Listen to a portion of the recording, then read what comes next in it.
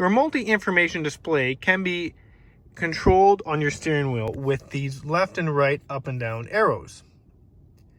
As you press the left and right arrows, different categories of information will be displayed.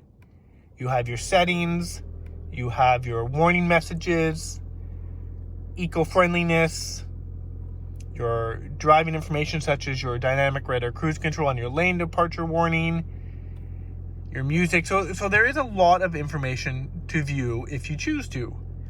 As you go through those different categories, some of them will have different bits of information within those categories. For example, here is my average fuel economy and my trip distance, but if I press the down arrow, it now shows you my eco zone score and my starting, cruising, and stopping score.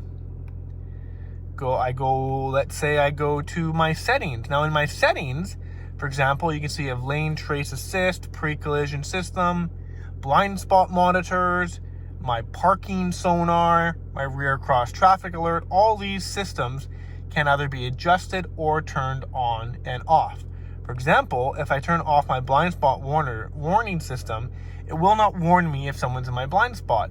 But if it were to be turned on, this light is going to turn on when someone is in my blind spot.